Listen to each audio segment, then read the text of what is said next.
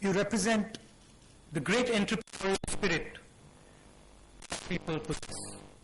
Businesses that you have built are symbols of the immense potential that lies at the heart of India.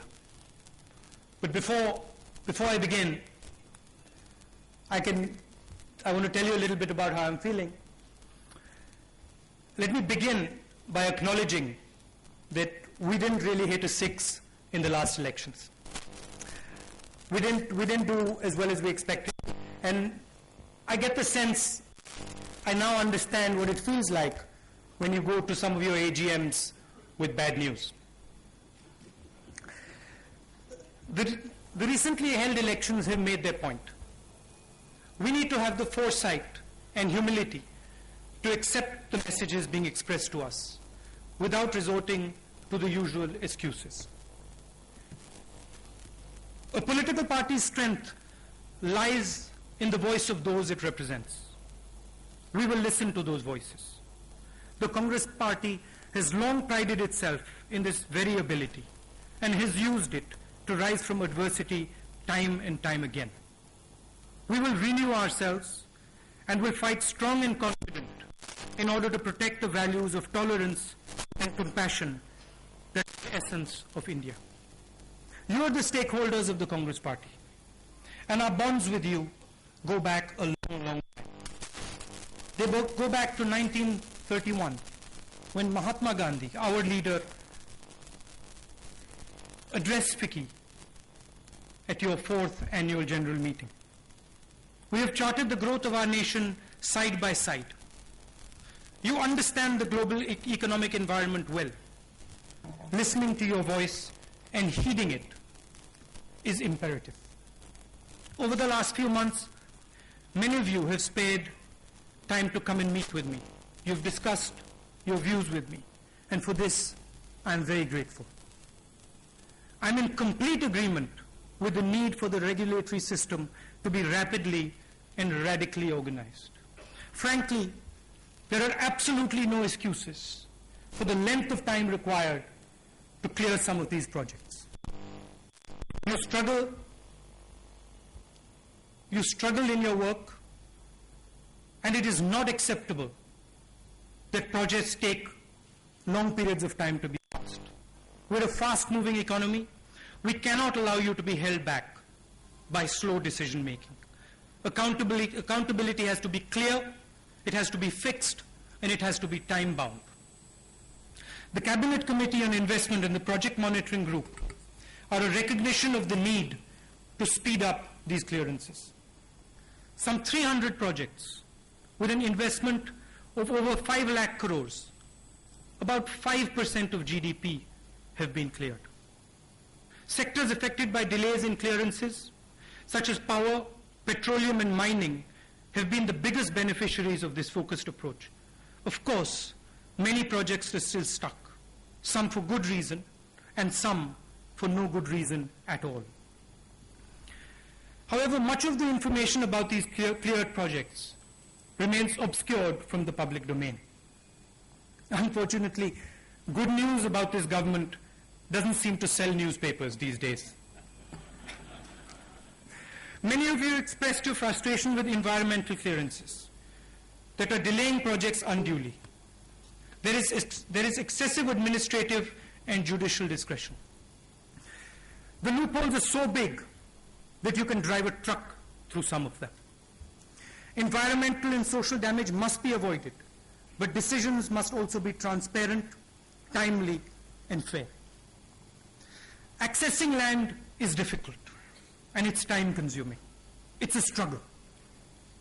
The black market in land has got to go.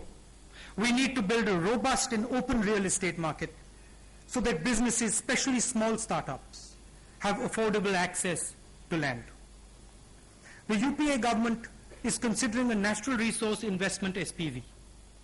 The idea is to obtain all clearances before auctioning projects to private players. This is a powerful and innovative idea. The biggest issue today is corruption. And corruption is bleeding our people dry. It is an unacceptable burden on the people of our nation. We must fight corruption with all our strength, all our determination. Recently, we have been able to ensure that convicted criminals are kept out of Parliament. I also got to learn a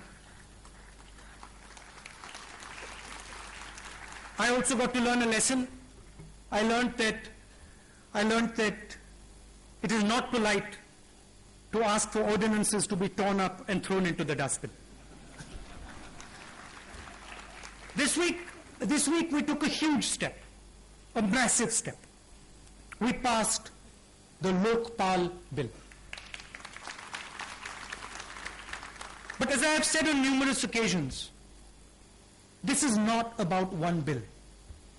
It is about providing this country an entire framework to fight corruption. The Congress Party has developed this framework. It is in Parliament. It is waiting to be passed in Parliament. And it has been waiting to be passed in Parliament for some time now.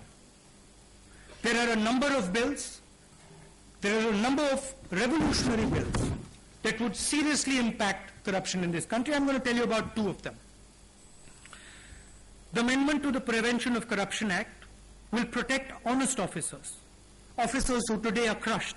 It will protect honest officers and be much more effective against those who are corrupt.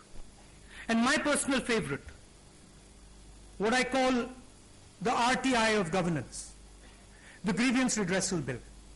This will ensure that every citizen has the right to timely delivery of goods and services by their government. It includes a mechanism to redress their grievances in the event of any lapse. This bill has the potential to completely transform how our government interfaces with our people. Now, I've said this many times, these bills are sitting in Parliament. The framework is sitting in Parliament, we have provided it. We got together to pass the Lokpal Bill. We can get together to pass these other bills. And this will be a massive step against corruption in this country. It will be transformatory. Our government gets a lot of criticism. But I want to point out one thing. That our government has done more to combat corruption than any other government. The single biggest step, transformatory step that we took, called the right to information, which gave power to people, gave them information, is what has transformed the entire landscape. It has completely changed the discussion in government and in the country. And frankly, very few governments have the courage to take a decision like the RTI, because this decision has rendered our own processes more transparent, has opened us to scrutiny. I'm proud to say that the RTI has shown all concerned the writing on the wall, and in some cases it has shown them the wall of Tihar jail. I would now like to talk to you about some key policy areas. We desperately need a better knowledge and innovation system. We need you to increase investment in education and R&D. Most importantly, we need to rid ourselves of the idea that academia and industry are separate silos. We need to drastically upgrade the skill level of our people and simplify all our processes. India has the brightest youngsters in the world. But let me be blunt. Our education system does not do them justice. There has been a massive scaling up of investment in education and training. But we need to do much more. This is the land that produced Buddha, Kabir, Tagore, and Ramanujan. We have to produce many more world-class scientists, artists, and philosophers.